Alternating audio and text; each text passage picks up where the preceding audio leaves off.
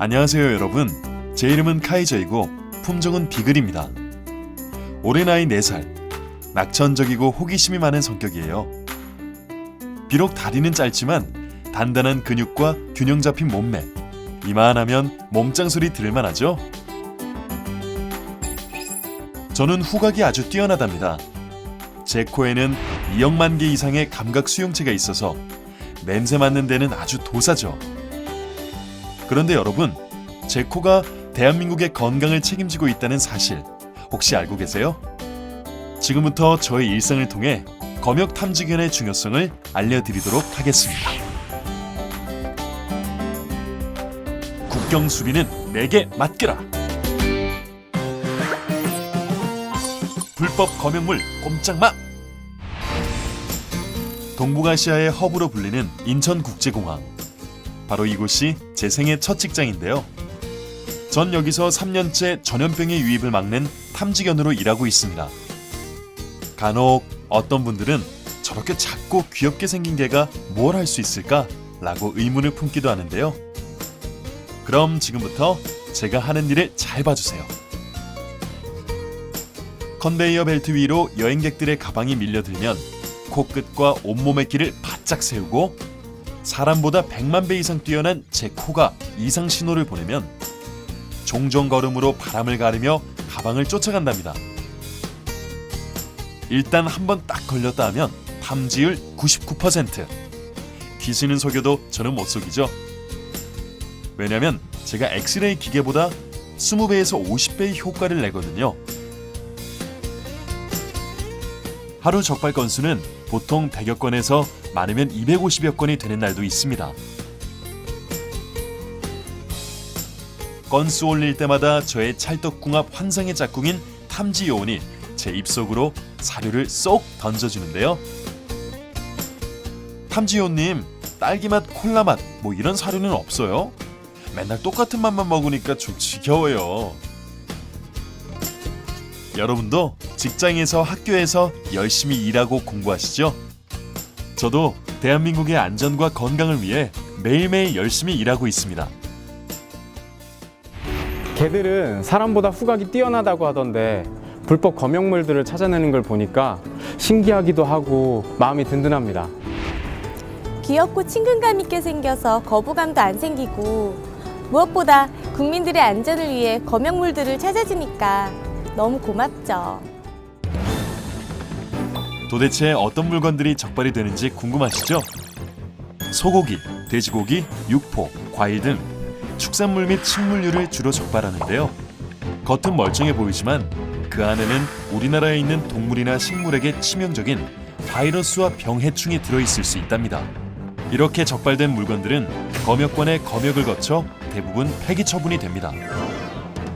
검역 탐지견은 국제공항뿐 아니라 항만에서도 활동하고 있으며 가축 전염병과 해외 병해충의 국내 유입을 차단하기 위해 점차 그 활동 영역이 확대되고 있습니다. 이곳은 국제우편물류센터. 최첨단 엑스레이 검색기를 통해 해외에서 유입되는 축산물과 식물들을 확인하며 걸러내고 있는데요. 하지만 첨단 장비로 철저하게 검색하더라도 다시 한번 탐지견을 통해 검역물을 찾아냅니다. 귀 부분의 곱슬털이 매력적인 제 친구 잉글리시 스프링거 스파니엘 종인데요. 움직이는 컨베이어 벨트 위에서 일하는 게 정말 쉽지 않아 보입니다. 그래도 동식물 검역물을 빠짐없이 찾아내는 제 친구의 모습이 참 멋지지 않나요? 철저한 검역이 참 중요해요. 여러분, 공항과 항만 같은 곳에서 왜 이렇게 검역을 철저히 하는지 알고 계세요? 경제가 발전하면서 해외 여행객이 해마다 증가하고 있고 전 세계 한류 열풍이 불면서 국내를 찾는 외국인들 또한 늘어나고 있습니다. 구제역, 고병원성 조류 인플루엔자와 같은 해외 가축 전염병, 소나무 제선충과 같은 식물 병해충이 그만큼 쉽고 빠르게 전파되고 있다는 사실. 무서운 바이러스와 해충들을 보니 정말 등골이 오싹오싹해지는데요. 이들 모두 조기에 차단하지 못하면 우리가 상상할 수 없는 엄청난 피해를 입게 됩니다. 그래서 우리나라에서는 인천공항 등 주요 공항만에 검역 탐지견을 배치해 해외여행객의 휴대폰, 특송 화물, 국제 우편 소포 등 탐지 업무를 수행하고 있는데요. 그만큼 검역 탐지견의 역할은 중요합니다.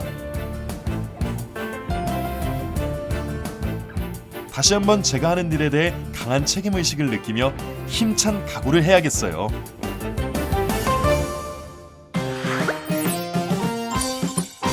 탐지견 양성 훈련 과정.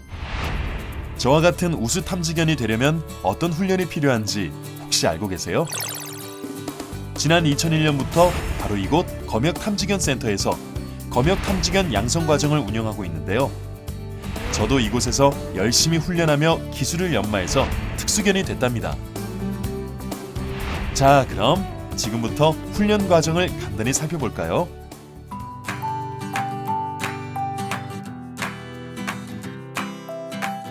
첫째, 생후 1개월부터 10개월에 이루어지는 자견 훈련. 자견 훈련은 앞으로 탐지견으로서 갖추어야 할 자질을 향상시키는 훈련인데요. 탐지 놀이를 통해 친화 훈련, 환경 적응 훈련, 체력 증진 훈련 등 사회성을 풍부하게 만드는 과정입니다. 둘째, 신규 훈련은 신규 탐지 요원을 양성하는 훈련인데요. 신규 탐지 요원들이 탐지견의 이해, 탐지 패턴, 기초 탐지 훈련 등 탐지 훈련의 전반적인 핸들링 훈련을 14주 동안 받는 교육입니다. 셋째, 보수, 교체 훈련. 공항만에서 활동하고 있는 탐지 요원 및 탐지견은 1년에 한 번씩 3주 이내 탐지견의 능력 유지를 위해 보수 훈련을 받고 있어요. 또 탐지 능력이 떨어지거나 노후견으로 탐지 활동을 더 이상 할 수 없는 탐지견은 다른 탐지견으로 교체해서 3주 이내 탐지 요원과 호흡을 맞추어 공항만에서 활동을 하게 됩니다.